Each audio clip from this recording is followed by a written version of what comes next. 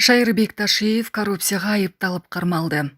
Ички иштер министрлигинин мурдагы УКМК башчысынын иниси Кыргыз нефтегаздагы миллиардтаган каражаттын кымырылышына шектелип жатканын кабарлады.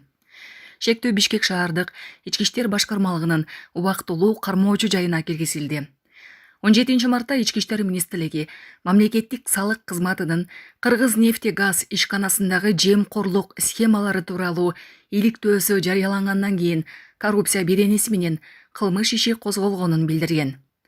Кийин Шайырбек Ташиев ички иштер министрлигинин башкы тергөө кызматында бир нече жолу сурак берип чыккан. 16 мартта салык кызматы Кыргыз нефтегаз мамлекеттик ишканасындагы коррупциялык схема тууралуу иликтөө жарыялаган. Анда аталган мекеме мунай өндүрүп, сатуу процессинде мамлекеттик кызыкчылыкка каршы аракеттер аныкталганын, ал схемаларга атайын кызматтын мурдагы башчысы Камчыбек Ташиев башында турган туугандары, үй бүлөсүнүн катышы бар экенин маалымдаган.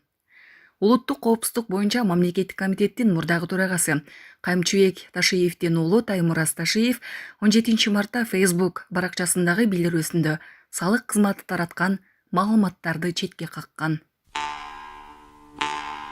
Экс-депутат Кундузбек Сулайманов кармалды. УКМК Камбарата биргесин даярдоо этабында мыйзам бузулганын аныктаган. Атайын кызматтын айтымында Сулайманов кызматтык укуктарынан пайдаланып, жеке компаниянын кызыкчылыгын көздөгөн. Мурдагы эл өкүлү менен бирге подрядчы уюмдардын 2 жетекчиси дагы кармалып, УКМКнын убактылуу кармоочу жайына киргизилди.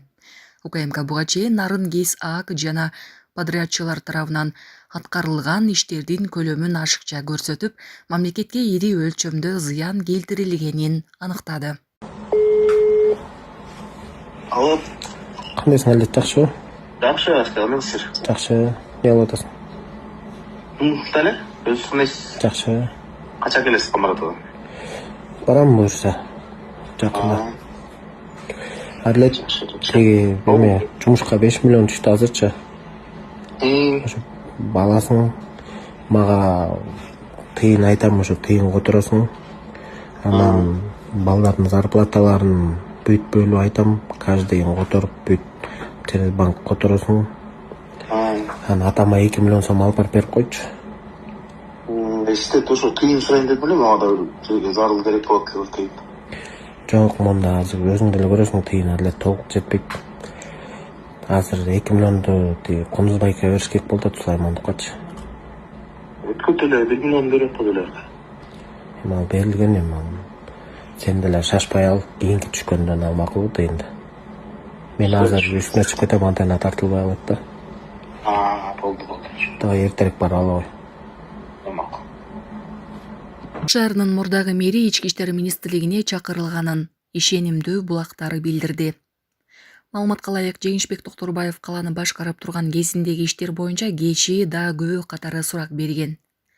Буга чейин сот тармакта мэрия Токторбаев башкарып турганда 12 миллиард сом карыз болгону айтылган, ал подрядчыларга карыз бар экенин моюнга алган, бирок сумма көрсөтүлгөндөн кыйла аз экенин билдирген. Чыңгыз Айдарбеков сурак берип чыкканы айтылды. Кечээ 31 мартта Жогорку кеңештин мурдагы депутаты Чыңгыз Айдарбеков ички иштер министрлигинде сурак бергенин бир катар маалымат каражаттары жазып чыгышты. Ал кайсы иш боюнча суралганы белгисиз. Азырынча ички иштер министрлиги бул боюнча маалымат бере элек. Айта кетсек, 10 мартта Кубанычбек Аңансеев Жогорку кеңештин депутаттык мандатынан ажыратылып, ошол эле күнү УКМК тарабынан кармалган. Анын ордуна номер 21 шайлоо округу боюнча Чыңгыз Айдарбеков депутат болуп келиши керек болчу. Бирок мандат берүү кечеңдеп, муну БШК Айдарбековго байланыштуу ички иштер министрлигине тиешелүү маалымат күтүп жатканы менен түшүндүргөн. Айдарбеков БШКга депутаттык мандатты негизсиз бербей жатканын айтып чыккан. Кара сууда поезд менен жүк ташыган унаа кагышты. Күбөлөрдүн видеосу. Ош облусунун Кара Суу районунун Телман айылында поезд менен ор жүк ташуучу унаа кагышты. Бул тууралуу Турмуш басылмасына күбөлөр билдирди. Алдын ала маалымат боюнча окуя бүгүн 1 апрель күнү болжол менен саат 11:00 чамасында болгон.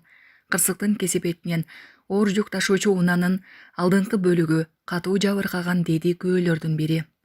Ал эми Ош облустун жол кыймылынын коопсуздугун камсыздоо бөлүмүнүн басма сөз кызматы азырынча кырсык боюнча маалымат. Бул киши балдарга ийне кошулган момпосу таратып жүргөн. Окуя 28 мартта Ак Ордо конушунда болду. Ата-энелер милицияга кайрылып, кылмыш иши козголду. Шектүүнүн ким экени аныкталып, үйүнүн ичине ийне салынган, таттуулар жана башка далил буюмдар табылган. Киши убактылуу кармоочу жайга киргизилип, тергөө уланууда. Саламатсызбы, бүгүн саат 6:30 чамасында болгон окуя бул. Турар Кожомбердиев менен Жеңишке 70 жылдык көчөлөрүнүн кесилишинде детский площадкада мен кыздарым ойногон келген. Анан бир байке ушинтип конфет таратыптыр. Анан жегенге чейин кармап калдым, ачып карасак ичинде ийнеси бар экен. Анан ошол жердеги магазинге келип камерасын каратканда бир эле менин кызым эмес, толтура балдарга бериптир. Кыздарга Көбүнчөсү кыздарга берген.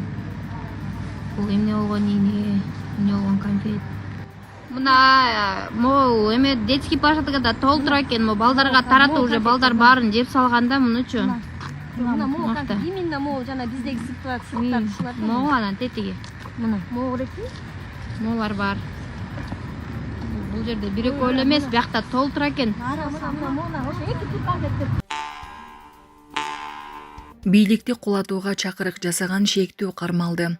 Социалдык тармактарда Мадамин Бекит деген аккаунт аркылуу массалык башаламандыкты уюштурууга жана бийликти күч менен басып алууга чакырыктарды камтыган билдирүүлөрдү жарыялаган шектүү кармалды. Бул тууралуу УКМКнын басма сөз кызматы билдирди. Маалым болгондой, кылмыш жоопкерчилигинен качуу үчүн кармалган жаран жалган ат менен маалыматтарды жарыялаган. Кармоо учурунда анын мобилдик телефону жана башка далил буюмдар алынды. Кыргыз Республикасынын бийликти күч менен басып алууга массалык чакырыктар боюнча кылмыш иши козголуп, ал убактылуу кармоочу жайга киргизилди. Учурда иликтөө жүргүзүлүүдө. Айдоочулук күбөлүк алуу 90 000 сомго жетиши мүмкүн. Жеке сектор менен биргелешкен мамлекеттик авто мектептердеги окуу акысы боюнча кошумча маалыматтары белгилүү болду. Окуу курсунун баасы 19 000 сомду түзөт. Бирок бул суммага практикалык сабактар кирбей турганын жол кыймылына катышууга уруксат берүү институту мамлекеттик ишканасынын директору Абаз Шүгүрбеков билдирди. Анын айтымында практикалык окуунун 1 сааты орточо 1000 сом. Программа боюнча 70 саат практика каралган. Ошентип болжолдуу эсеп менен практикалык сабактарга гана 70 000 сомго жакын каражат талап кылынат. Ал эми теория менен кошо жалпы окуу акысы дээрлик 90 000 сомго жетиши мүмкүн. Кытай Кыргызстан Өзбекстан темир жолунун курулушуна байланыштуу Сузакта 47 үй бузулмай болду. Депутат Алтынбек Кылычбаев бүгүн 1 апрелде жогорку кеңештин жыйынында Кытай Кыргызстан Өзбекстан темир жолунун курулушуна байланыштуу Сузак районунун Багыш айылында 47 турак үйдү бузуу чечими кабыл алынганын билдирди. Анын айтымында үйлөрдүн ээлерине кенемте берүү маселеси азырынча чечиле элек. Депутат баалоо комиссиясы жерин барып, бирок чечим чыгарбаганын маалымдады. Ал ушундай маселе түндүк түштүк альтернативдик жолу боюнча да бар экенин кошумчалады.